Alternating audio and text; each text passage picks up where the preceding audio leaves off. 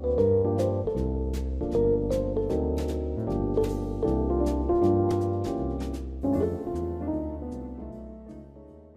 we have set up our problem as two differential equations, one of which, for the center of mass motion itself of the entire hydrogen atom, was so simple we've already solved it.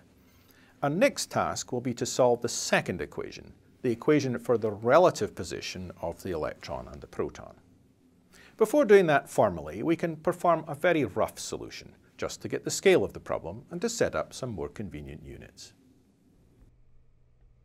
So we're going to presume that the hydrogen atom we get in the end will have some characteristic size. And we'll call that characteristic size the Bohr radius, and we'll give it the label A with a subscript O on it, or A0. And we expect, therefore, that the kind of magnitude of the potential energy we'll be talking about will be the one that corresponds to the electron and the proton being separated by approximately this amount of distance, whatever it is. And we could strictly call that the expectation value of our potential energy, but we're only evaluating this approximately. And so that, therefore, would be something like minus e squared over 4 pi epsilon naught times this separation distance here, the Bohr radius. So that's roughly the scale that the potential energy will be in this problem, we think. For the kinetic energy, we're going to look at what happens when we have some reasonably smooth wave function of characteristic size of order A0, Bohr radius. So I've just sketched some relatively smooth function here, and the value of the function in the middle, I've called it psi of 0. And I've given the function a rough size of about A0 in each direction out here. Now, I'm only doing this also in one dimension, so this is not in any sense correct, but it can give us a rough answer here.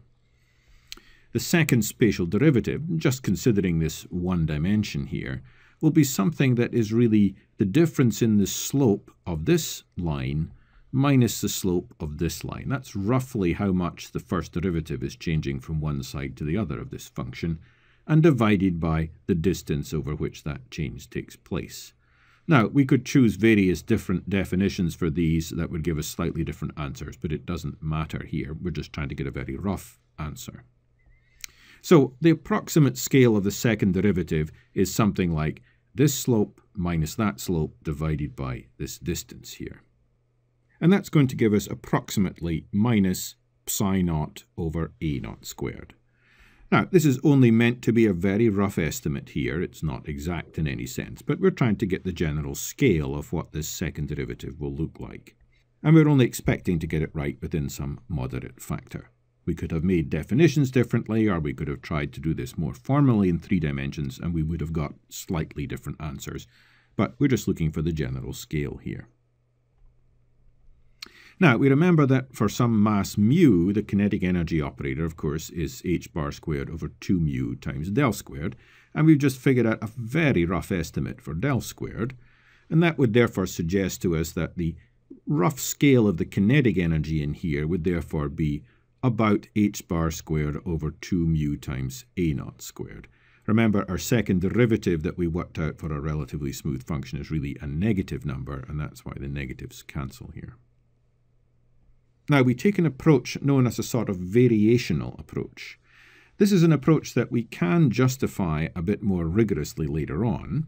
And in an approach like that, we adjust a parameter such as A0 here to try to get the lowest value of the total energy. And as I said, such variational approaches can be justified rigorously in more complete versions of a theory as approximations for getting to the lowest energy. So we're going to add the kinetic and potential energies together, and we're going to adjust this distance here to try to minimize the total energy of the system in the hope that that will give us some reasonable estimate for the energy that the system is going to choose. So with our very simple model here, the total energy, the sum of the kinetic and potential energies, is here's our kinetic and here's our potential energy, a negative number. And the total energy is a balance between the potential energy, which is made lower, that is more negative, by choosing a smaller Bohr radius, and the kinetic energy, which would get larger if we make the Bohr radius smaller. So in this expression, there's some optimum. If we squeezed it too much, we'd put the energy from the kinetic term up, and if we don't squeeze it enough, the potential energy won't be low enough. So a balance between these two. And for this simple model then, with our total energy written like this, differentiation, and trying to find the minimum in that basis, we'll find a choice of A0 that minimizes the energy overall. And that will be this choice here. So simple differentiation to find the minimum of this as we adjust A0 would give us a value of A0 of this form here. And that form corresponds to about half an angstrom, or about 5 times 10 to the minus 11 meters. And that we will call the Bohr radius. In fact, I have chosen my various arbitrary constants throughout this argument, of course, to get the sort of right answers at the end. But anyway, this A0 here is the rigorous definition that we're going to find later on for what we call the Bohr radius of the hydrogen atom. So we can see, therefore, on the basis of this very rough argument, that the hydrogen atom is approximately 1 angstrom, or 0.1 nanometers in diameter. With this choice of Bohr radius we've just come up with, the corresponding total energy of the state, if we plug that back into our previous formula, would be this expression here. And we can usefully define something that we call a Rydberg energy unit. So that's just this expression here without the minus sign. This energy unit here is called the Rydberg.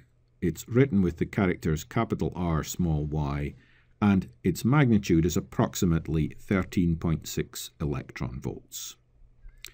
And in that case, the energy of the hydrogen atom in what we presume is its lowest state would be minus 1 Rydberg, or minus 13.6 electron volts.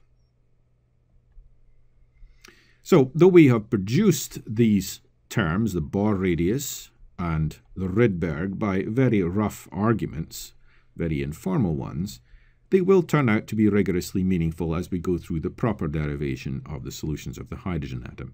And from this rough argument, we could get numbers of roughly this scale as what we expect as the kinds of solutions from the hydrogen atom.